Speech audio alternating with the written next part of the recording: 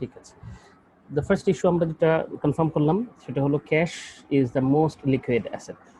যত অ্যাসেট আমাদের আছে, অ্যাসেটের সংজ্ঞা এখানে আলোচনা করছি না, কিন্তু অ্যাসেট বলতে যে জিনিসটা আপনারা বুঝেন, অ্যাসেটের মধ্যে সবচেয়ে লিকুইড, মোস্ট লিকুইড অ্যাসেট হলো ক্যাশ। আর এটার আরেকটা বৈশিষ্ট্য বলা হয়, হ্যাঁ সামি বলেন। হ্যালো, কিছু বলতে চাচ্ছিলেন সামি? না, আচ্ছা ইটস ওকে। একটা হলো ক্যারেক্টারিস্টিক্স হলো ক্যাশের, সেটা হলো most liquid asset. Number 2, second characteristic হলো এটা হলো the standard medium of exchange. এটা মিডিয়াম অফ এক্সচেঞ্জের স্ট্যান্ডার্ড। ক্যাশ দিয়ে মিডিয়াম অফ এক্সচেঞ্জের ব্যাপারে স্ট্যান্ডার্ড ঠিক করা হয়। আমরা কোনো জিনিস বদল করতে চাই, যেমন আমার কাছে একটা চেয়ার আছে, আপনার কাছে একটা কম্পিউটার আছে, ল্যাপটপ আছে, অথবা আমার কাছে একটা মাইক্রো ওভেন আছে, আপনার কাছে একটা ফ্রিজ আছে। তখন আমরা বলতে পারি ঠিক আছে, আগের যুগে, আদিম যুগে যে জিনিসটা হতো যে যার জিনিসটা দরকার সেটা অন্যকে দিয়ে দিত, অন্যের যার দরকার নাই সেটা তার সাথে এক্সচেঞ্জ হয়ে যেত এইভাবে। কারো গরু আছে তো ছাগল দরকার, তো সে ছাগলের কাছে গিয়ে বলতো যে ঠিক আছে আমার গরুটা নিয়ে যান আর আপনার ছাগলটা দিয়ে দেন। কিন্তু দেখা যেত যে তখন এক্সচেঞ্জের জন্য একটা স্ট্যান্ডার্ড মানে রেট বা বিনিময়ের হিসেবে এটা মান নির্ধারণ করার প্রয়োজন পড়তো।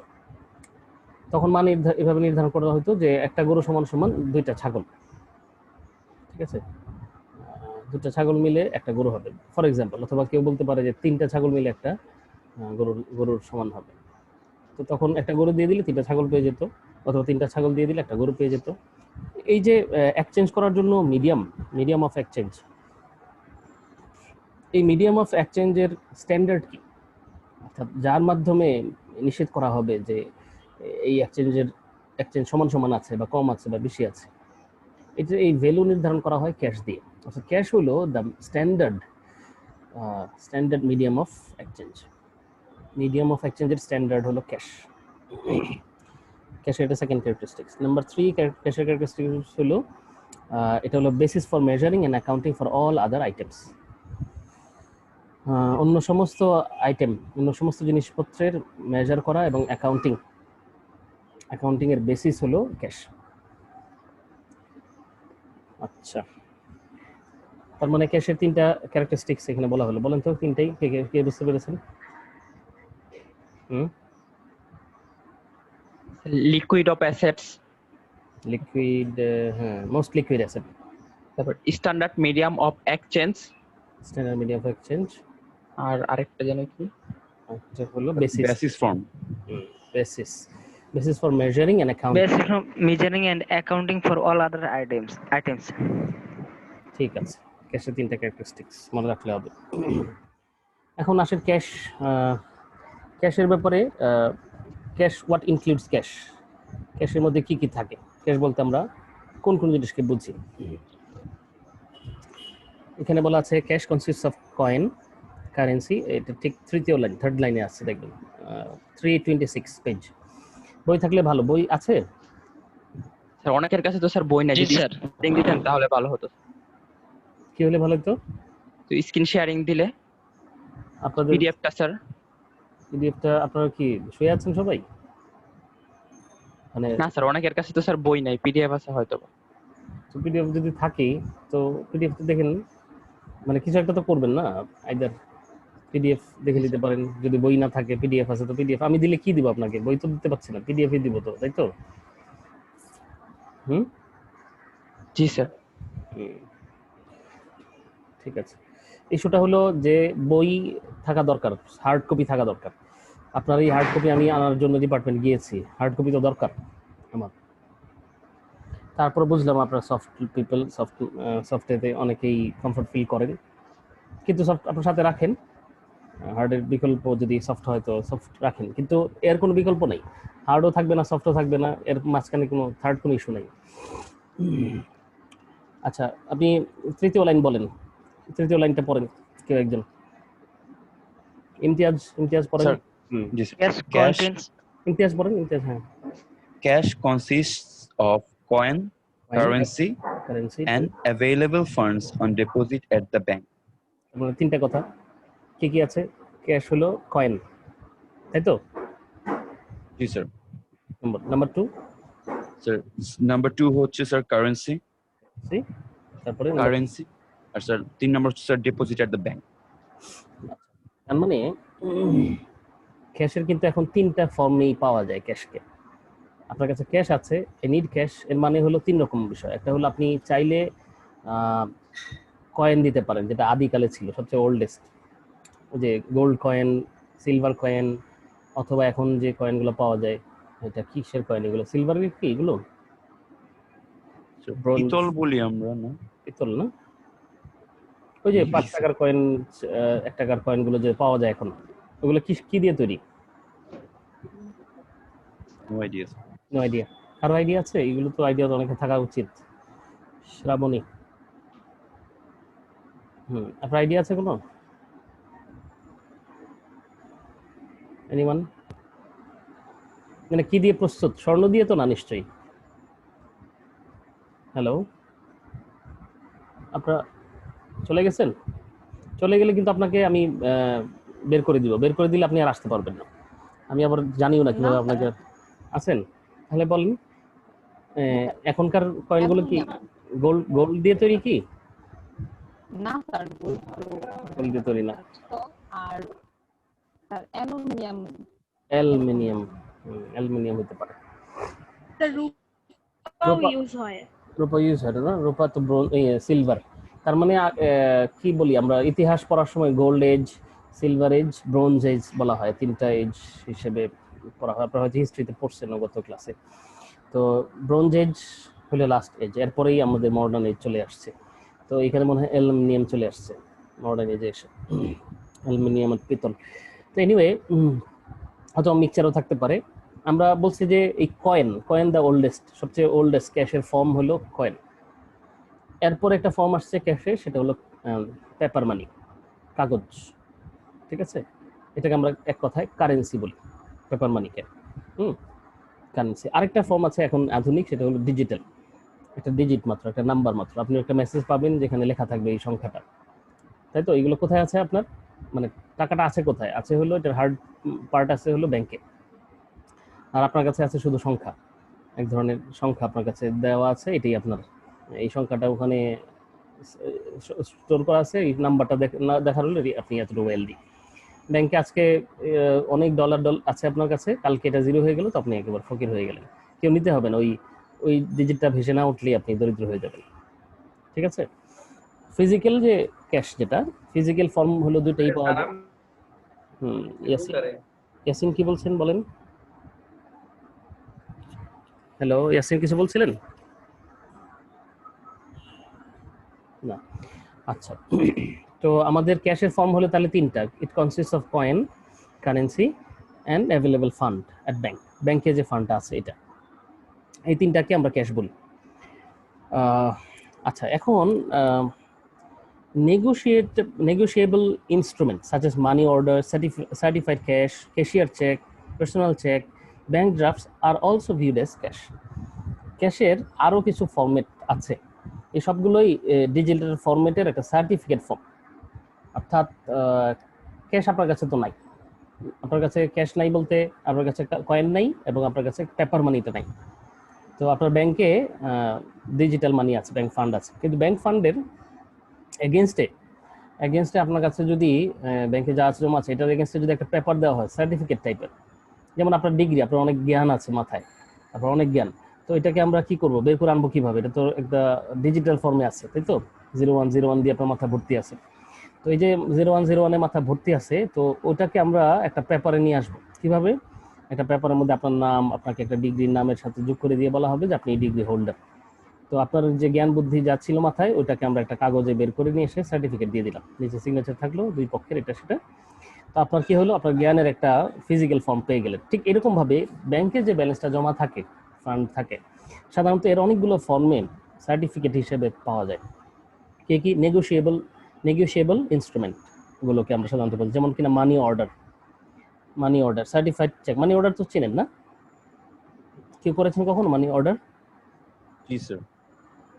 এখন কি আছে এখন মানি অর্ডার প্রচলিত? না, আছে? স্যার আমরা তো মার্কেট প্লেসের আইডিয়া রাখি না, পড়ার সময় পড়েছিলাম যে স্যার মানি অর্ডার থাকে, যে একজন যখন আরেকজনকে বলে দেয় প্লেসটা মানে অ্যামাউন্টটা বা জিনিসটা পাওয়ার পর টাকাটা দিয়ে দিতে। আচ্ছা, মানে আপনারা করেননি কখনো মানি অর্ডার? এই তো জি স্যার। পোস্টাল সার্ভিসের অংশ ছিল আগে মানি অর্ডার। মানে যেরকম চিঠি দেওয়া হতো, এরকম ওই যে পোস্ট অফিসে গিয়ে টাকা জমা রেখে ওরা আপনাকে একটা স্লিপ দিয়ে দিত যে এই যে টাকা জমা হয়ে গেছে আপনার। আর ওই পাশে উনি ওনাকে খুঁজে, যেমন চিঠি পৌঁছানো হয় না, হকার যিনি থাকেন চিঠি নিয়ে ঘুরেন, এরকম টাকা নিয়েও ঘুরতেন। টাকা নিয়ে গিয়ে পোস্টম্যান গিয়ে দিয়ে আসতেন ওনার বাসায়, এবং ওনাকে যেখানে পাওয়া যেত দিয়ে ওনার কাছে একটা সিগনেচার নিয়ে আসতো যে টাকা স্যার পেয়েছে। এখন তো পোস্টাল ব্যাংক স্যার যেমন নগদ এসে পড়েছে, তো এখন মনে হয় আচ্ছা, এটা অফ হয়ে যাচ্ছে। হ্যাঁ, তো এটাকে আমরা ওই মানি অর্ডার বলতে পারি। এটা কি বলবো, মোবাইল মানি অর্ডার, যেটা ডিজিটাল মানি অর্ডার, যে কোনো একটা ফর্মে হোক, এটা এখনো চালু আছে।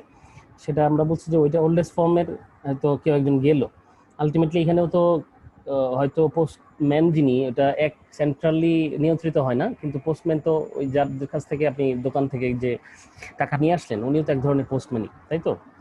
পোস্টম্যান আপনাকে খুঁজলো না, আপনি বরঞ্চ পাশের দোকানে গেলেন। পোস্টম্যান একা একা কত দোকানে যাবে, কত লোকের কাছে যাবে? তো হচ্ছে ও দোকান খুলে বসে আছেন, আপনি গিয়ে ওখান থেকে নিয়ে আসছেন টাকা, ফোন দেখায়, মোবাইল দেখায়। এই মানি অর্ডারটাকে যে ফর্মে, আইদার ডিজিটাল ফর্মে হোক বা পেপার ফর্মে হোক, যেভাবে হোক, এই মানি অর্ডারটাও এক ধরনের সার্টিফিকেট ছাড়া কিছুই না, তাই তো? আপনার ব্যাংকে টাকা আছে কিনা এটা নেগোশিয়েবল ইনস্ট্রুমেন্ট বলি এগুলোকে। মানি অর্ডার, সার্টিফাইড চেক, চেকের একটা certificate, cashier's cheque, simply cash cheque আর কি যেটাকে বলছি, পার্সোনাল চেক, আপনার এগেনস্টে চেক, ব্যাংক ড্রাফট তো বোঝার কথা না? হ্যাঁ, নিয়োগগুলোতে এখনো তো ব্যাংক ড্রাফট জমা দিতে হয়, তাই তো? আপনি কোনো জি একটা স্যার। পার্টিকুলার এতে জমা দিয়েছেন টাকা, জমা দিলে একটা জমার স্লিপ দেয় না? তো জমার স্লিপটা তো একদম পাতলা কাগজে হয়, ওই বেচারার অ্যাকাউন্টে জমা হয়ে যায়, কিন্তু কে জমা দিল, কত টাকা জমা দিল, কিসের এগেনস্টে জমা দিল, এইসব ডিটেল কিন্তু থাকে না ওখানে, শুধু জমা স্লিপের মধ্যে। ব্যাংক ড্রাফট হলো এরকম একটা ড্রাফট, একটা কাগজ যেখানে একটা ফিউ রাখা হয়ে, তো আপনি কে জমা দিয়েছেন, কি জন্য জমা দিয়েছেন, এরকম ডিটেল সহ ওই এগেনস্ট। এই জন্য এটা সাধারণত অফিসিয়াল কাজে ব্যাংক ড্রাফট এখনো পপুলার অনেক, যেহেতু জমা দেওয়ার এই পদ্ধতিটা সাধারণভাবে টাকা গ্রহণের একটা ভালো পদ্ধতি এখন হিসেবে, যদিও বা ঠিক এটারই কাছাকাছি, বরঞ্চ মোর কনভিনিয়েন্ট সার্ভিস হলো যে মোবাইল মানি অর্ডার, যেটা ব্যাংক ড্রাফটের চেয়েও এটা আরো ইজিয়ার, চার্জের এগেনস্টে রাখা হয়। তো তারপরে এখন পর্যন্ত সমস্ত অফিসে, আপনারা যে জগন্নাথে ভর্তি হলেন তখন ভর্তির জন্য আবেদন ফর্ম ফি দিতে হচ্ছিল না? ওগুলো কিভাবে দিয়েছিলেন, ব্যাংক ড্রাফটে নাকি যে মোবাইলের মাধ্যমে? মোবাইলে ছিল। আচ্ছা, ওই তো, তার মানে মোবাইলে আমরা শিফট করেছি ব্যাংক ড্রাফটটাকে। তবে এখন মনে হয় সব জায়গায় কি আমাদের স্যার ঢাবিরটা এখনো ব্যাংক ড্রাফটে। ঢাবিরটা এখন ব্যাংক ড্রাফটে আছে, বা এখনো যে নিয়োগগুলো, যেটাও পরবর্তীতে টার্সারি লেভেলে বা পরের নিয়োগগুলোতে এখন ব্যাংক ড্রাফট চালু আছে। স্যার একটা প্রশ্ন ছিল স্যার। অবশ্যই। স্যার এই জায়গায় সাধারণত আমরা যদি চেকস বানানটা স্যার CHEQUE দিয়ে হয়, কিন্তু স্যার আজকে দেখলাম যে ইন্টারন্যাশনাল বই স্যার CHS দেওয়া আছে, এটা কি স্যার ঠিক আছে? সিকেএস, আর কিউ হলো ব্রিটিশ, সিকে হলো ওকে, তার মানে স্যার বোথ আর রাইট। হ্যাঁ হ্যাঁ, thank you sir, sorry. Q যেটা, এটা ব্রিটিশ, আমরা তো আগে ব্রিটিশই ছিলাম, তাই না? ব্রিটিশ, এখন আমরা আমেরিকান। ইয়েতে অ্যাকাউন্টিং স্ট্যান্ডার্ডস যেটা এখন আমরা ফলো করি কি, এফএসবি স্ট্যান্ডার্ডগুলো ফলো করি। এফএসবির IFRS। হ্যাঁ, এফএসবির যে ইন্টারন্যাশনাল রূপ সেটা হলো আইএফআরএস কিছুই না, এফএসবির যে স্ট্যান্ডার্ডগুলো এগুলোকে সরাসরি অ্যাডাপ্ট করেছে। তো বাংলাদেশেও স্ট্যান্ডার্ড আছে বিএফআরএসও কিছু না, ওই যে আইএফআরএস এর জাস্ট কপি, ইন্টারন্যাশনাল জায়গায় বাংলাদেশ ন্যাশনালি লিখে দেওয়া হয়েছে, কোনো পরিবর্তন করা হয়নি এখানে। একইভাবে ওই, যদিও বা আইএফআরএস বলছি ইন্টারন্যাশনাল ফাইন্যান্সিয়াল রিপোর্টিং স্ট্যান্ডার্ডস, কিন্তু international financial reporting standards nothing else but এফএসবির যে স্ট্যান্ডার্ডগুলো, financial accounting standards board America, তো তাদের স্ট্যান্ডার্ডসগুলোই কপি করা হয়েছে ওখানে, ঠিক আছে? এর আগে ছিল আইএএস, ছিল যেটা আইএএস, ইন্টারন্যাশনাল অ্যাকাউন্টিং স্ট্যান্ডার্ডস, এটা আবার ডমিনেট করতো ব্রিটিশরা। তো ব্রিটিশদের ডমিনেন্স ওখান থেকে আস্তে আস্তে দুর্বল হয়ে যায়। আমেরিকান ডমিনেন্স, এফএসবি ডমিনেন্স যখন বের হয়ে আসে, বেশি হয়ে আসে, তখন ওরা এই আইএফআরএস অ্যাডপ্ট করে। আচ্ছা, ওইদিকে যাচ্ছি না। ইস্যুটা হলো accounting no more British issue. এখন এটা ইন্টারন্যাশনাল ইস্যু, অথবা এটা মেয়ারলি আমেরিকান অ্যাকাউন্টিং কনসেপ্টে এখন আমরা পড়ি। এই জন্য চেকের স্পেলিংটাও আগে CHE QUE এভাবে লেখা হতো, এখন লেখা হয় CHECK, cheque. Thank you sir. আচ্ছা, এখানে আচ্ছা কয়টা আমরা নেগোশিয়েবল ইনস্ট্রুমেন্ট পাওয়া গেল? মানি অর্ডার একটা, সার্টিফাইড চেক একটা, ক্যাশিয়ার চেক একটা, পার্সোনাল চেক, ব্যাংক ড্রাফট। এগুলোকেও আমরা ক্যাশ বলি, তাই তো? আচ্ছা, Yes, sir. হুম। আহ, তাহলে এখানে এতটুকুই। হ্যাঁ, এর নিচে পরের প্যারাতে চলে যাই। সাম নেগোশিয়েবল ইনস্ট্রুমেন্টস, আমরা তো নেগোশিয়েবল ইনস্ট্রুমেন্টকেও ক্যাশ বলছি, তাই তো? ক্যাশের তাহলে ফর্ম পাওয়া গেল চারটা ফর্ম ক্যাশ পাওয়া গেল। ইনফ্যাক্ট তৃতীয় যে form, third form of cash, এটারই সবচেয়ে বাস্তব প্রয়োগগুলো হয় হলো নেগোশিয়েবল ইনস্ট্রুমেন্টের মাধ্যমে। তাহলে যদি এই অর্থে চিন্তা করা হয়, একটা হলো ক্যাশ হলো কয়েন, কারেন্সি, নাম্বার 2। নাম্বার 3 যেটা ডিজিটাল ফর্মে, যেটাকে আমরা অ্যাভেলেবল ফান্ডস বলছি, ব্যাংক ফান্ডটাকে সাধারণত সার্টিফিকেটস হিসেবে ইউজ করা হয়, এটাকে আমরা নেগোশিয়েবল ইনস্ট্রুমেন্ট বলি। নেগোশিয়েবল ইনস্ট্রুমেন্ট সবই আবার ক্যাশ নয়, এখানে একটু ঝামেলা আছে। তো তারপরেও আমরা যে নেগোশিয়েবল ইনস্ট্রুমেন্টগুলোর কথা এখন একটু আগে জানলাম, এই সবগুলোই ক্যাশ বলে বিবেচনা করা হয় এগুলোকে। তো তার মানে ব্যাংক ফান্ডটাকে নেগোশিয়েবল ইনস্ট্রুমেন্ট বিবেচনা করা যেতে পারে। Some of the negotiable instrument অথবা part of negotiable instruments are termed as cash বলে বিবেচনা করা হয়। সেগুলো তো আমরা বললাম, সেটা হলো যে money order, certified cheque, cashier's cheque, personal cheque, bank draft, এগুলো হলো ক্যাশ। এখন আমরা আরও কিছু নেগোশিয়েবল ইনস্ট্রুমেন্ট সম্পর্কে জানতে যাচ্ছি। সেটার বৈশিষ্ট্য হলো, যেমন এখানে লেখা আছে, দেখেন সেকেন্ড প্যারাতে, some negotiable instruments provide small investors with an opportunity to earn interest. কিছু নেগোশিয়েবল ইনস্ট্রুমেন্টে যেটা হয়, সিম্পলি ব্যাংক ফান্ডের ক্ষেত্রেও, ব্যাংকে জমা আছে টাকা, তোরা আবার কিছু সেভিংসের কিছু অপরচুনিটি দেয়, সেভিংস বেনিফিট দিয়ে থাকে, ইন দ্য ফর্ম অফ ইন্টারেস্টের ফর্মে দিয়ে থাকে। অর্থাৎ আপনি জমা রেখেছেন টাকা, তো জমা থাকলে, খরচ না করলে আপনাকে বেনিফিট দেওয়া হবে। অতএব যাতে উৎসাহিত করা হচ্ছে যে টাকাটা জমা থাকুক, আপনি উঠিয়ে না নেন, এটাকে উৎসাহিত করার জন্য। ইন দ্যাট কেস যেটা হয়, তো তার মানে টাকা জমা রাখার প্রতি আগ্রহ থাকে। এটা রেডিলি যে বলা হয় যে কোনো সময় লিকুইড, এই লিকুইডিটির উপর একটা তখন কনসার্ন এসে যায়। বুঝেন নাই না? কৃপণ লোক থাকে, অনেক কৃপণ, তার কাছে ক্যাশ আছে, টাকা, কিন্তু এই টাকা লিকুইড না। কেন?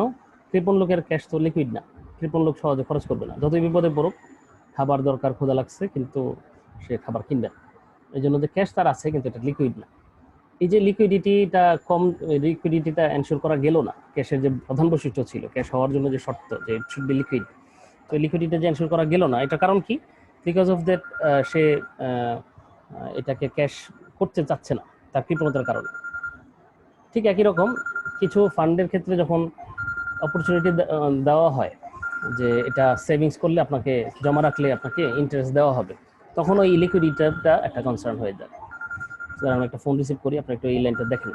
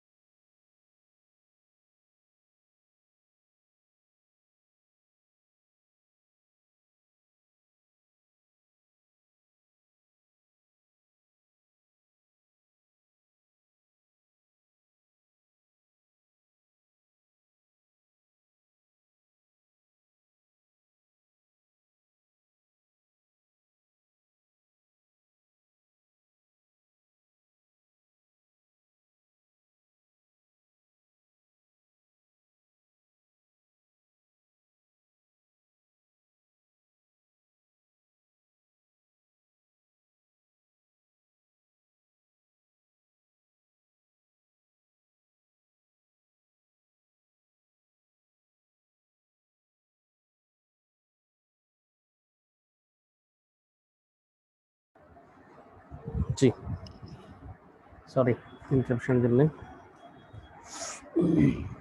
কোন জায়গায় ছিলাম আমার একটু স্মরণ করা দিন। সেকেন্ড প্যারা ছিল। ও সেকেন্ড পিরিয়ড আপনারা দেখেছেন না? সেকেন্ড পিরিয়ডের ইস্যুটা কি ছিল? ইয়েস হ্যাঁ, ইস্যুটা ছিল যে ক্যাশের যে cash, what do you mean by cash? তো ক্যাশ কাকে বলে? এর উত্তর হলো cash the most liquid asset. তো অ্যাসেটের লিকুইডিটি যদি এনশিওর করা না যায় তাহলে ক্যাশ বলা যাচ্ছে না, কারণ ক্যাশ হতে হলে তো আপনাকে লিকুইড হতে হবে, তাই তো? এর ফার্স্ট ক্যারেক্টারিস্টিক্স ক্যাশের এইটা যদি না থাকে, যে মানুষ হইতে হলে আপনাকে এরকম হইতে হবে, তো ওটাই যদি না থাকে তখন মানুষ বলা যাচ্ছে না, শুধু আকার আকৃতির কারণে। একইভাবে লিকুইডিটি যদি এনশিওর করা না যায় তাহলে এটা আর যাই হোক এটা অ্যাসেট হতে পারে, কিন্তু এটা নো মোর ক্যাশ, ক্যাশ আর থাকছে না। এখন কথা হলো এই লিকুইডিটি উপরে, লিকুইডিটির ক্ষেত্রে একটা ইন্টারাপশন হতে পারে এইভাবে, কারণ অনেকেই ব্যাংক ফান্ড আপনার হাতে তো যেটা কয়েন যদি জমা থাকে বা পেপার জমা থাকে তো আপনার কাছেই রইল, ইট শুড নট গ্রো, এটা গ্রো করবে না। কিন্তু সফট মানি যেটা আছে আইদার ব্যাংক ফান্ড অথবা নেগোশিয়েবল ইনস্ট্রুমেন্টের মতো যেগুলো, এগুলোর ক্ষেত্রে যে সমস্যাটা হলো ফান্ডটা তো আসলে আপনার হাতে নেই। আপনার হাতে আছে কি? হ্যালো, ব্যাংক ফান্ডটা কি আমাদের হাতে থাকে? থার্ড পার্টির কাছে থাকে। তো থার্ড পার্টি আইদার ব্যাংক অথবা ফাইন্যান্সিয়াল ইনস্টিটিউশন যেটাই করুক, তারা সাধারণত অনেক সময় they offer you some opportunity, তারা কিছু সুযোগ দিয়ে থাকে। সেটা কি? সেভিংসের অপরচুনিটি দিয়ে থাকে, যে আপনি যদি সেভ করেন, ইউ ডোন্ট এক্সপেন্ড, আপনি যদি খরচ না করেন, আপনি যদি লিকুইড না করেন, না ভাঙান, তাহলে আপনাকে আমরা ইন্টারেস্ট দিব, অর্থাৎ আপনি গ্রো করতে পারবেন আপনার টাকা। তো এই যে গ্রোয়িং অপরচুনিটি, এটা অনেক সময় আমাদের যে লিকুইডিটিটাকে, লিকুইডিটি এবং interest money, that means growing opportunity, এই দুটো একটার একটা বিপরীত। যেটা যত বেশি লিকুইড হবে সেটা গ্রো করবে তত কম, আর যেটা যত বেশি লিকুইডিটি লুজ করবে অত বেশি এটা আর্ন করতে পারবে বেশি। বোঝা গেছে কথাটা? জি স্যার। এরকমই তো হয়ে থাকে না, যে যদি লিকুইড রাখতে চান তাহলে আর্ন ইয়ে করবেন, আপনি রেডিলি অ্যাভেলেবল করতে চান তাহলে এটা গ্রো করবে না, আর যদি গ্রো করাতে চান তাহলে আবার রেডিলি অ্যাভেলেবল হবে না। তো এই সমস্যাটার কারণে আমাদের কোশ্চেনটা হলো যে এই ধরনের নেগোশিয়েবল ইনস্ট্রুমেন্ট যেমন কিনা মানি মার্কেট ফান্ড যেগুলো, তারপরে money market saving certificate, certificate of deposit CDS, short term paper, এগুলোর ক্ষেত্রে এগুলোর ক্ষেত্রে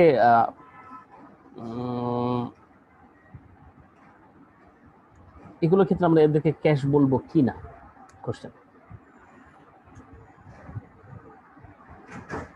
হ্যালো স্যার, ক্যাশ বলবো যদি সেটা লিকুইডে রূপান্তর করা যায় বা সেটা লিকুইডিটি থাকে।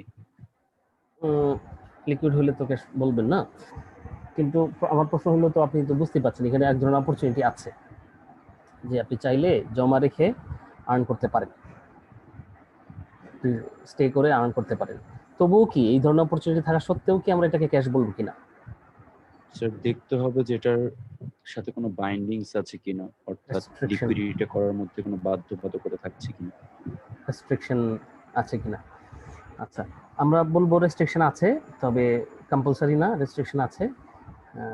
অবশ্যই রেস্ট্রিকশন তো থাকলেই, যে আপনি যদি ইয়ে করে ভেঙে ফেলেন তাহলে আপনি ক্যাশ করা যায় না এমন কোনো বিষয় তো নাই। একদম ফিক্সড ডিপোজিট যেটা 10 বছরের জন্য ফিক্স করে ফেলছেন সেটাও কিন্তু লিকুইড করা যায়, চাইলে যায় না? ব্যাংকে যদি ক্যাশ জমা রাখেন, যে কোনো ব্যাংক ফান্ড, যে কোনো ব্যাংক ফান্ডে কিন্তু লিকুইড করা যায়।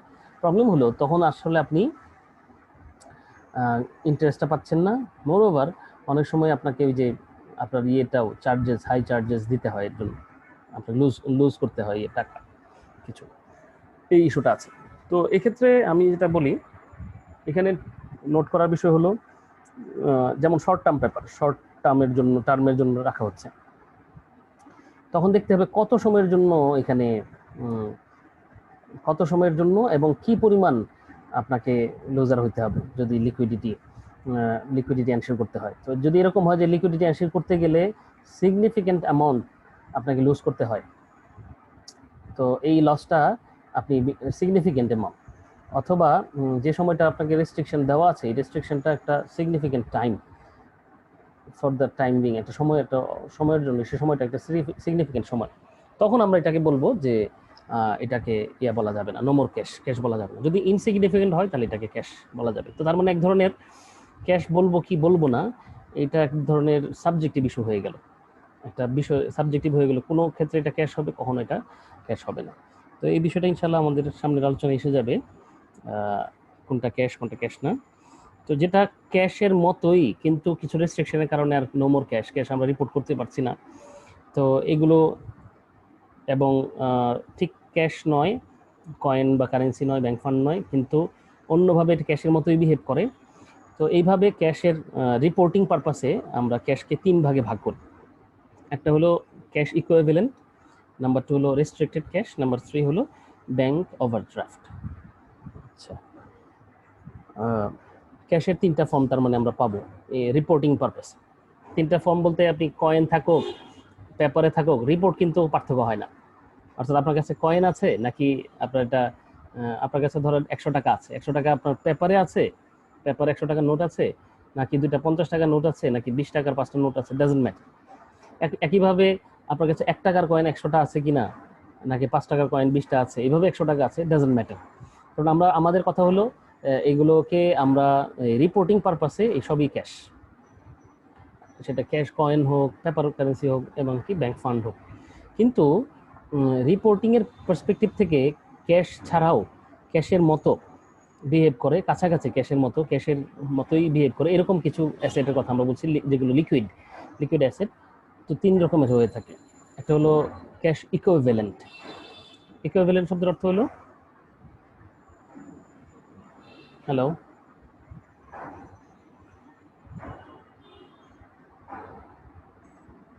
কে কাকে জিজ্ঞেস করবো? ঋত্বিকা সাহা, আচ্ছা, আব্দুল ওয়াহাব লাইনে আসছেন। আব্দুল ওয়াহাব বলেন, কিছু বলতে চাচ্ছেন? স্যার ইকুইভ্যালেন্টের কথা বললেন না, ইকুইভ্যালেন্ট মানে তো হচ্ছে সমান।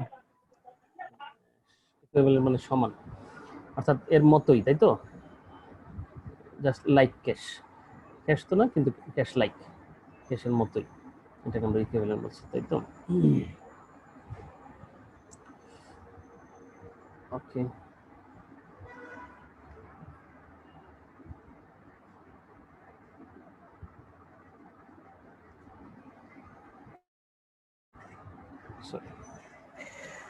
আচ্ছা, একটা হলো ক্যাশ ইকুইভ্যালেন্ট, যেটা ক্যাশের মতোই, আর নাম্বার হলো restricted, number 2 restricted cash, number 3 bank overdraft. Cash ইকুইভ্যালেন্টের এটা দেখেন এই পেজে আছে 326 এ, a current classification has become popular, cash and cash equivalent। এটা আমি বলতে চাচ্ছিলাম, ওরাও সুন্দর লিখেও দিল। সেটা হলো ক্যাশ ইকুইভ্যালেন্টটা এতটাই ক্যাশের কাছাকাছি যে এটাকে আলাদা করে রিপোর্ট করাই হয় না। কারণ আমরা ক্যাশকে শুধু ক্যাশ ফর্মে থাকা আর ইকুইভ্যালেন্টে থাকা, এটা একভাবে রিপোর্ট করা হয়। তো রিপোর্ট করার ক্ষেত্রে আলাদাভাবে ক্যাশ থেকে আলাদাভাবে রিপোর্ট করা হয় না, রাদার যে কাজটা করা হয় ক্যাশ অ্যান্ড ক্যাশ ইকুইভ্যালেন্ট এই নামে একটা শিরোনামেই কিছু অ্যাসেট রিপোর্ট করা হয়। ঠিক আছে, এখন খুব পপুলার এটা ক্যাশ অ্যান্ড ক্যাশ ইকুইভ্যালেন্ট। আমি ইনফ্যাক্ট দেখিও নাই কখনো ক্যাশ একটা আর ক্যাশ ইকুইভ্যালেন্ট নামে আরেকটা রিপোর্ট করতে, রাদার শুধুই ক্যাশ রিপোর্ট করে। তবে যারা স্মার্টার তারা সাধারণত ক্যাশ অ্যান্ড ক্যাশ ইকুইভ্যালেন্ট এই টার্মিনোলজিটা ইউজ করে থাকে। আচ্ছা, তো কি কি আছে? ক্যাশ ইকুইভ্যালেন্টস আর short term highly liquid investment that are both readily convertible to known amount of cash, আর বি, দুইটা শর্ত আছে এখানে, so near with maturity that they present insignificant risk of changes in value because of changes in interest rate. তার মানে cash equivalent হওয়ার জন্য দুইটা শর্ত, দুইটা কন্ডিশন। একটা হলো highly liquid investment that are both and number 1 readily convertible to known amount of cash। প্রথম শর্তটা কি? readily convertible to known amount of cash, readily convertible to known amount of cash। ঠিক আছে,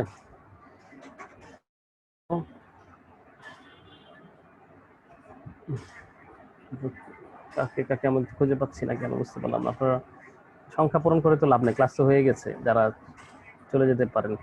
আচ্ছা, একজনকে জিজ্ঞেস করি, টুম্পা ঘোষ, আপনি উত্তর দেন তো একটু দয়া করে। আপনি কি আছেন আমার সাথে?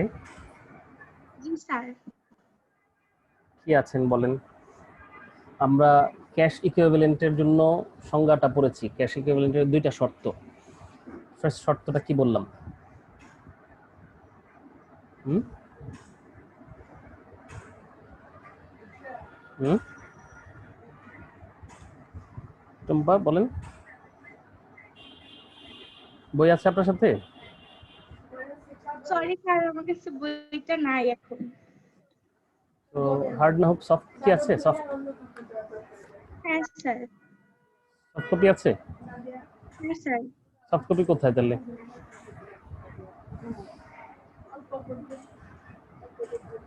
আপনি বুঝলাম না, আপনি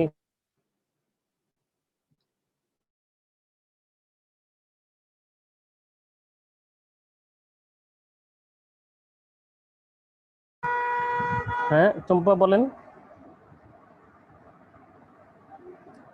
আপনার সফট কপি কোথায়? আপনি ফোনে কানেক্টেড? হ্যাঁ স্যার। বাসায় কি ল্যাপটপ আছে? স্যার ল্যাপটপ আছে কিন্তু ওয়াইফাই কানেকশন না হওয়ার কারণে আমি ফোনেই আছি। ওয়াইফাই কানেকশন না থাকার কারণে ফোনে কানেক্টেড এখন, তাই তো? হ্যাঁ স্যার। হুম? হ্যাঁ স্যার। তো এর জন্য তো যে ল্যাপটপে এই সফট কপি দেখার জন্য তো ইন্টারনেটের দরকার পড়ে না, আপনি তো ডাউনলোড করেই নিয়েছেন তাই না? হুম স্যার ডাউনলোড করা হয়নি, আমি ওইখান থেকেই ফলো করতাম, এই জন্য এখন দেখতে পারি নাই। হুম ডাউনলোড করে রাখবেন। এই যে দেখতে পারলেন না তো ভালো হলো কি বিষয়টা? হুম সরি স্যার। সরি, ঠিক আছে, নেক্সট ক্লাসে দেখা যাক ইনশাআল্লাহ আপনি কি করেন, শোন থাকলে ইনশাআল্লাহ। আচ্ছা, আমরা আরেকজনকে একটু সংজ্ঞাটা জিজ্ঞেস করি। আমরা ক্যাশ ইকুইভ্যালেন্টের সংজ্ঞা বলেছি যে ক্যাশ ইকুইভ্যালেন্ট হলো short term highly liquid investment. Cash equivalent হলো এক ধরনের ইনভেস্টমেন্ট যেটা শর্ট টার্মের জন্য হয়, হাইলি লিকুইড হয়। তো এটাকে আমরা দুইটা শর্তের কথা বলেছি, একদম এই শর্তগুলো লিখতে হবে আপনাকে, এ বি দিয়েই। এখানে বি দেওয়া আছে, আপনি এদিক সেদিক করার সুযোগ নেই। আবার দুইটাই পূরণ হতে হবে, যে কোনো একটা পূরণ হলে হবে না। এই জন্য বলছি যে both. Number one, readily convertible to known amount of cash, যেটাকে কিনা একটা ইনভেস্টমেন্টকে আপনি কনভার্ট করতে পারেন। কনভার্টিবল, রেডিলি কনভার্টিবল, যখন চান তখনই, যখন যাবেন তখনই, যখন চাইবেন তখনই কনভার্ট করতে পারবেন। To known amount of cash, কততে মানে ক্যাশ করলে কত টাকা পাবেন। ধরা যাক আপনার কাছে ইয়ে আছে, কি জানি বলে, প্রাইস বন্ড শুনেছেন? প্রাইস বন্ড কি চিনেন? Yes sir. হ্যাঁ, প্রাইস বন্ড যদি থাকে তো আপনি কি জানেন যে প্রাইস বন্ড 100 টাকার একটা প্রাইস বন্ড থেকে কত পাওয়া যায় কনভার্ট করতে গেলে? স্যার 100 টাকায়। 100 টাকায়। তার মানে আপনি জানেন যে এটা কনভার্ট করতে গেলে আর এটা কি রেডিলি কনভার্টিবল, যখন ইচ্ছা ইয়েস তখন? স্যার। Yes sir. তার মানে এখানে আমরা দুটো শর্ত পূরণ হচ্ছে, প্রথম শর্তটা পূরণ হচ্ছে, readily convertible to known amount of cash. এটা যে কোনো সময় চাইলে কনভার্ট করা যায় টু এ নোন অ্যামাউন্ট, একটা নির্দিষ্ট অ্যামাউন্ট, যে অ্যামাউন্টটা আপনি জানেন যে কত টাকা হবে। এমন না যে বাজারে গিয়ে দেখি মুরগি, আপনি মুরগি আছে আপনার অনেক, বাজারে গিয়ে দেখি মুরগির দাম কত, পেঁয়াজের দাম, এখন পেঁয়াজ, ঘরের পেঁয়াজ নিয়ে বাজারে গিয়ে দেখবেন আসলে পেঁয়াজের দাম কত, 300 হতে পারে, 300 হতে পারে। ব্যাপারটা কি এরকম? এরকম না, আপনি জানেন আসলে কত টাকা। তো এটা একটা শর্ত আর কি, যদি এই শর্তটা পূরণ করে, একটা শর্ত।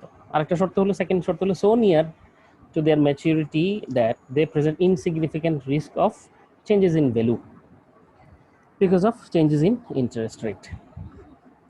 এতটুকু শেষ পর্যন্ত না লিখলেও এতটুকু লিখবেন অবশ্যই, সেটা হলো present insignificant risk of changes in value, এতটুকু লিখবেন অ্যাটলিস্ট। তো অর্থাৎ ইন্টারেস্ট রেট তো চেঞ্জ হয়, ইনফ্লেশন রেট চেঞ্জ হয়, যে কোনো কারণে মার্কেটে হঠাৎ করে পণ্যের চাহিদায় এর চাহিদার মধ্যে কম বেশি পার্থক্য হয়ে থাকে। তো এখন রিস্ক অফ চেঞ্জের কারণে যে রিস্কটা থেকে যায়, ভ্যালুর মানের, টাকার মানের হঠাৎ করে পতন, ঊর্ধ্বগতি, এই বিষয়টা হতেই পারে। তো আমি বলছি যে এই জিনিসটা এত নিয়ার, ঠিক আছে, ম্যাচুরিটি পিরিয়ডটা এতই কম সময়ের মধ্যেই ম্যাচুরিটি হবে যে এর মধ্যে যে রিস্ক আছে ভ্যালু চেঞ্জ হয়ে যাওয়ার, এটা খুবই কম। লং রানে কিন্তু আপনি বলতে পারেন না। যেমন আজকে পেঁয়াজের কথা বারবার এসে যাচ্ছে, নতুবা পেঁয়াজের কথা বাদ দিয়ে সাধারণভাবে আপনি সকালে যে জিনিসটা কিনেছেন 10 টাকায়, দুপুর পর্যন্ত 10 টাকাই থাকে, জিনিসটার দাম 20 টাকা হয়ে যায় না হঠাৎ করে। এটা তো একেবারে আনস্টেবল ইকোনমির উদাহরণ, যেখানে সকালেটা বিকেলই 20 টাকা হয়ে যায়। জিম্বাবুয়েতে এরকম হয়েছিল যে একটা টিস্যু পেপারের দাম সকালে 10টায় ছিল 10 টাকা, তো বিকেলে 5টার সময় হয়ে গেল 10,000 টাকা। তো কিন্তু এরকম ইনস্টেবল ইকোনমি তো সাধারণত হয় না, ইকোনমিক কন্ডিশন এরকম হয় না। সাধারণত স্টেবল ইকোনমিতে আমরা যেটা আশা করি, যেটা হয়ে থাকে সাধারণভাবে বিবেচনা করা হয়, সেটা হলো যে ম্যাচুরিটি পিরিয়ডটা যদি সো নিয়ার, কাছাকাছি থাকে, তো কাছাকাছি থাকলে সাধারণত ভ্যালুর risk of changes in value change হয়ে যাওয়ার যে আশঙ্কাটা এটা কম থাকে। কারণ এখনকার ভ্যালু একটু পরে গিয়ে চেঞ্জ হয়ে যায় না। হ্যাঁ, এটা ঠিক, এই জিনিসটার ভ্যালু 1 বছর পরে কত হবে আমরা বলতে পারি না, ভ্যালু চেঞ্জ হয়ে রিস্ক হাই। তো হাই বলতে 1 বছরের জায়গায় যদি 10 বছর পরে হয় তখন আপনি আরো হাই হয়ে যায়, আপনি তখন 10 বছর পরে কি হবে আপনি কিছু বলতে পারেন, তাই তো? তো যত সময় পরে হবে ম্যাচুরিটি, তত বেশি রিস্কি হবে। কিসের to risky? To changes in value change হয়ে যাওয়ার রিস্ক তত হাই হবে। আর ম্যাচুরিটি পিরিয়ড যত শর্ট টার্ম পিরিয়ড কাছাকাছি থাকবে, ধরা যাক একটা জিনিসের ম্যাচুরিটি পিরিয়ড দেওয়া আছে কালকে সকালে, তো কালকে সকালের রিস্কটা কম হবে। আর যদি ম্যাচুরিটি দেওয়া থাকে পরের বছর, তাহলে রিস্কটা ভ্যালু চেঞ্জ হওয়ার যে রিস্ক, এই রিস্কটা higher than the earlier one, আগেরটার চেয়ে এটার রিস্ক একটু বেশি থাকবে।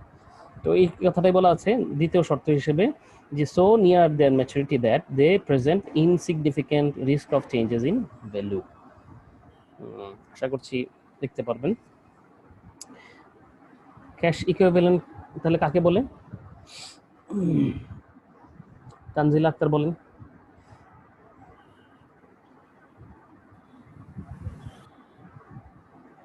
হ্যালো তানজিলা, কি আছেন?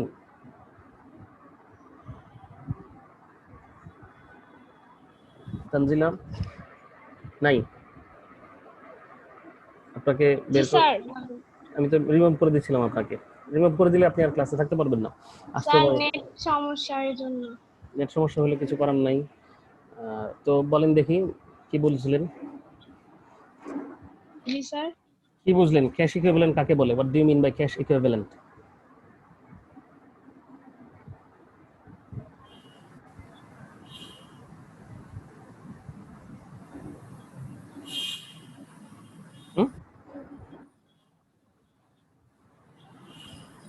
আপনি কিছু শুনেছেন?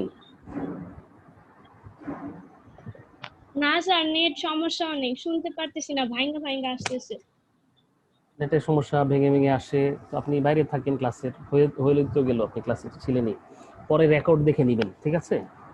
আপনার জন্য বেস্ট অফ উইশেস। আপনি যান এখন, আপনি এখন ক্লাস থেকে যান, অন্য সময় পরে জয়েন করেন। আপনি যেহেতু এখন শুনতে পাচ্ছেন না, যখন শুনতে পারেন তখন আসেন, ঠিক আছে? আপনাকে ওয়েটিং রুমে পাঠিয়ে দিলাম, ঠিক আছে? আরেকজন বলেন।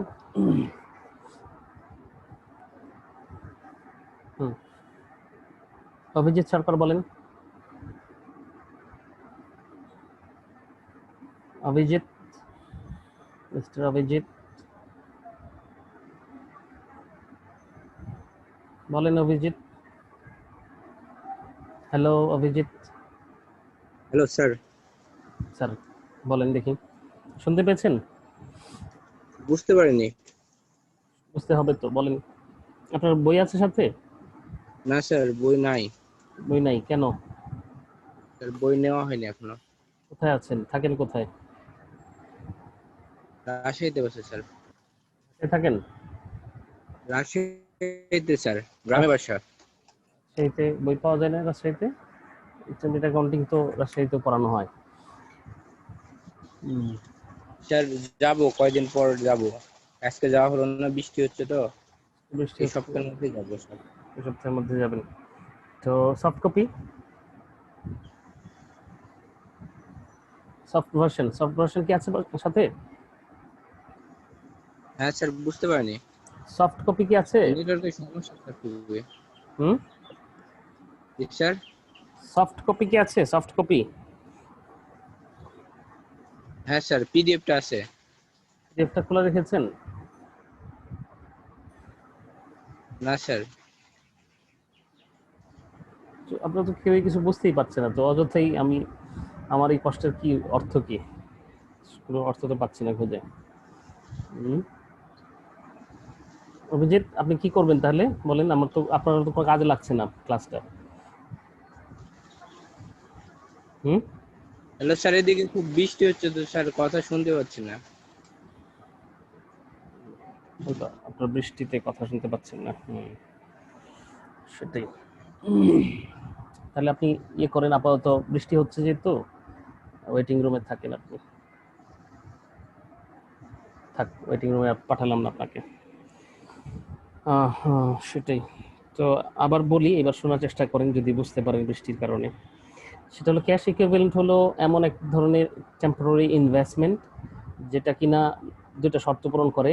প্রথম শর্ত হলো যে readily convertible to a known amount of cash, যেটা কিনা একটা নির্দিষ্ট অ্যামাউন্ট যেটা আমরা জানি এরকম অ্যামাউন্টে সহসাই কনভার্ট করা যায়, ঠিক আছে, ক্যাশে কনভার্ট করা যেতে পারে। নাম্বার 2, দ্বিতীয় হলো the maturity period is so insignificant, অর্থাৎ মানে ম্যাচুরিটি পিরিয়ডটা খুবই কাছাকাছি, ক্লোজার, এটাকে আমরা ক্যাশ ইকুইভ্যালেন্ট বলবো।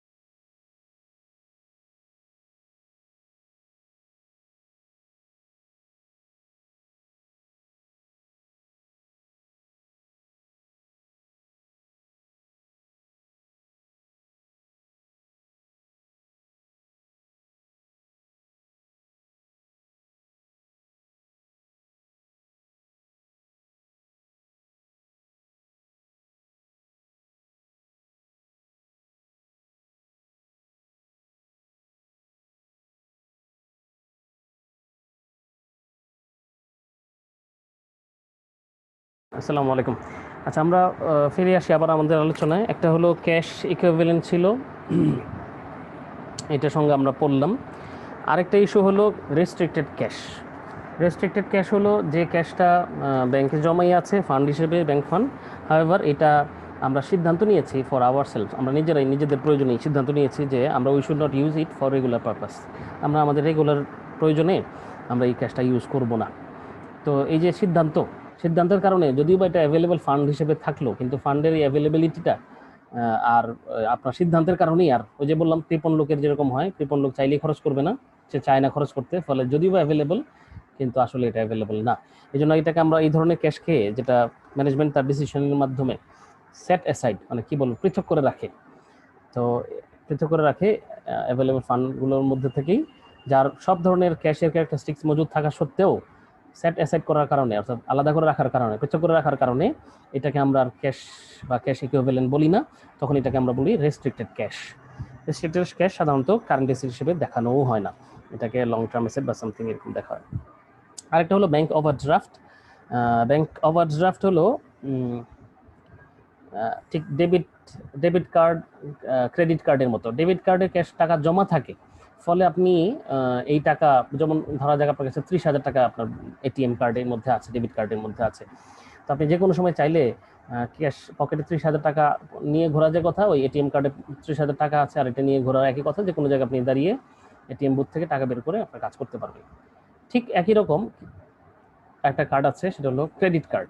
ক্রেডিট কার্ডের কাজটা হলো আপনার কাছে ক্যাশ জমা নাই, কিন্তু আপনার কাছে একটা প্রতিশ্রুতি আছে ব্যাংকের তরফ থেকে, যেটা হলো যে আপ টু 30,000, আপ টু 50,000 অথবা আপ টু 20,000 এই পর্যন্ত আপনি অনায়াসে ক্যাশ উত্তোলন করতে পারবেন, যদিও আপনার অ্যাকাউন্টে কোনো টাকা নাই।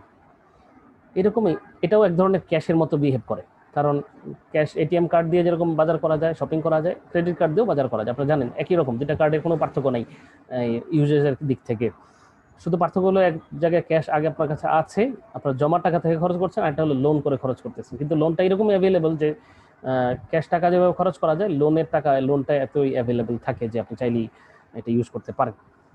তো এরকমই bank overdraft. Credit card sir, হ্যাঁ স্যার ক্রেডিট কার্ডের সিস্টেমে তো অনেকটা লোনের মতোই না? এটা তো লোনই তো, কিন্তু লোনটা এরকম যে আপনি আপনার কাছে ক্যাশ টাকা থাকার মতোই বিহেভ করতে থাকে, যেন আপনার কাছে টাকা আছে। লোন আপনাকে দিয়ে রেখেছে, কিন্তু প্রয়োজন হলে আপনি এখান থেকে ব্যবহার করবেন, এরকম একটা ব্যাপার।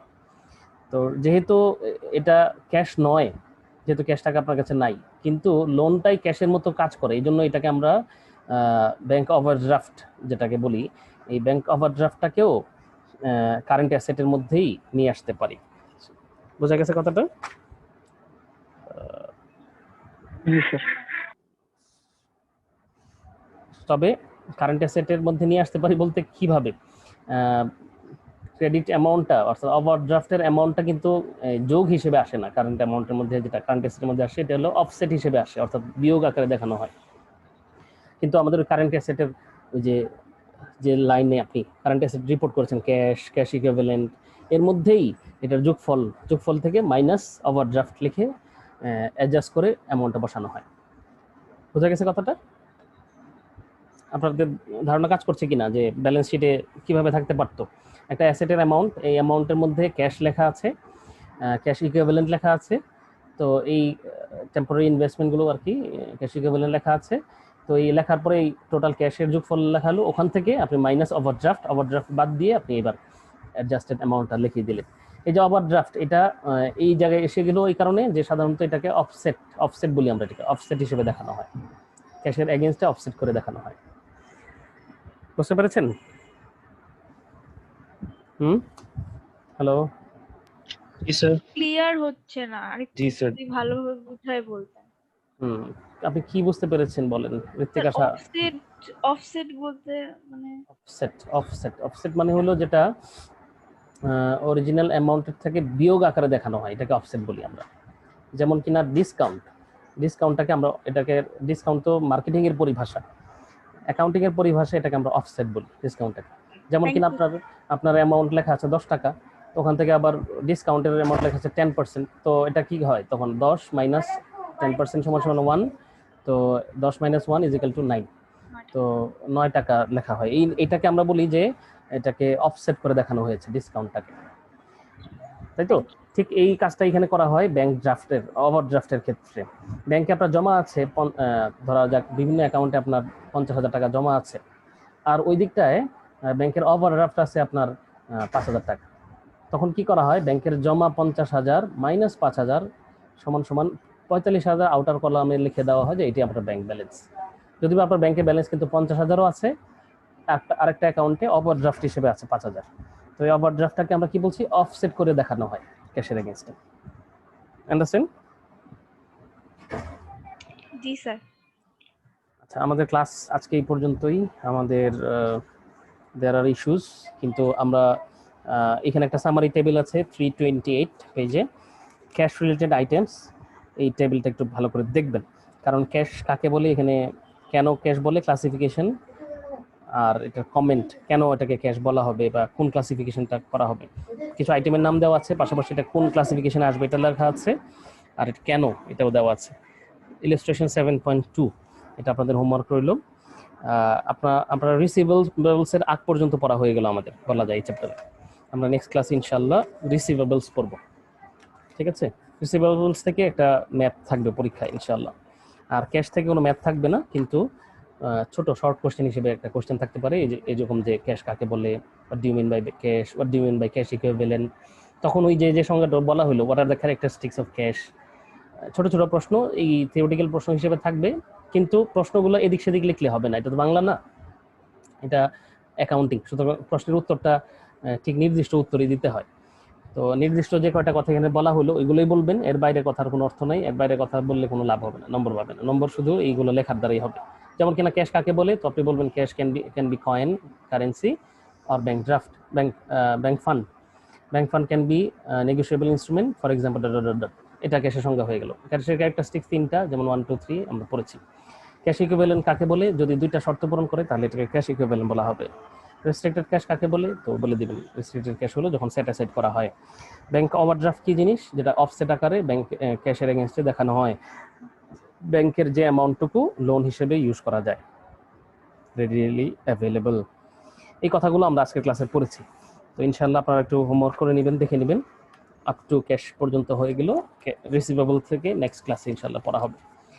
আমরা কি আশা করতে পারি যে বাই দিস টাইম, অন্তত নেক্সট মানডের আগে, বইয়ের হার্ড না হোক সফট কপি অ্যাটলিস্ট সবার কাছে থাকবে? ইনশাআল্লাহ স্যার, ইনশাআল্লাহ স্যার। ইনশাআল্লাহ স্যার। আমি ক্লাসের প্রয়োজনে একটু হার্ড লাইনে যেতে যাচ্ছি, কারণ না হলে তো আমার ক্লাসটা চলছে না। আর আমরা চাচ্ছি যে অল্প কিছু লোক হলে ক্লাসটা সুন্দর হবে। সবাই তো আসলে ইন্টারনেট কানেকশন, বৃষ্টি হয়, আবার বুঝতেও পারেন না, তারপরে অনেক সমস্যা। তো সমস্যা নিয়ে আসলে এত সমাধান তো করা আমাদের হাতে নেই। অতএব আমরা একটা সমাধান হলো যে অল্প কিছু লোক আমরা ক্লাস করলাম, পরে বাকিরা রেকর্ড করা থাকবে, রেকর্ডটা দেখে নেবেন ইনশাআল্লাহ। এটাই ভালো না, রেকর্ড আপনি বারবার টেনে টেনে দেখতে পারবেন, কথা কাটবে না, কেটে কেটে আসবে না, শুনতে পারবেন।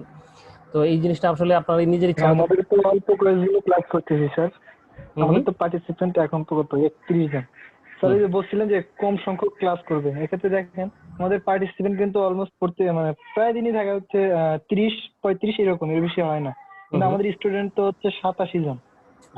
তো এক্ষেত্রে তো আমরা কম করে ক্লাস করতে।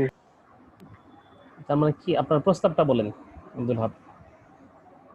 জি স্যার, আপনি যে বলতেছিলেন যে আমরা কম সংখ্যক ক্লাস করব, পরবর্তীতে যারা থাকবে তারা ভিডিওটা দেখে নেবে, স্যার এটাই হয়ে যাচ্ছে অলরেডি, সেটা বলতেছি। ও আচ্ছা, এটা অলরেডি হয়ে গেছে এরকম, ভিডিওতে দেখেই শেষ পর্যন্ত যেতে হচ্ছে। সুতরাং কিন্তু আমরা যারা ক্লাসে থাকছি তারা যেন আসলে পার্টিসিপেট করতে পারি, এই সুযোগটা তো দেওয়া দরকার সবাইকে, তাই না? তো সেই সুযোগগুলো আমরা এনশিওর করার চেষ্টা করবো ইনশাআল্লাহ নেক্সট ক্লাসে। কিন্তু এর জন্য আগে দরকার হলো, আমরা হার্ড লাইনে যাওয়ার আগে বই তো আপনাকে আসতে হবে, বইয়ের হার্ড কপি বা সফট কপি। তো এটা আপনি এক সপ্তাহ সময় আছে, নিশ্চিত করেন আপনার হার্ড কপি বা সফট কপি আপনার সাথে আছে, অ্যাটলিস্ট সফট কপি। ইনশাআল্লাহ আমরা তখন ক্লাসটা ফলো করতে পারবো আশা করছি। আপনাদের জন্য বেস্ট উইশেস, চল ভালো থাকেন ইনশাআল্লাহ। নেক্সট মানডেতে ইনশাআল্লাহ আশা করছি দেখা হবে আবার, ঠিক আছে? আসসালামু আলাইকুম। আসসালামু আলাইকুম। আসসালামু আলাইকুম ওয়া রাহমাতুল্লাহ। ওয়া আলাইকুম আসসালাম।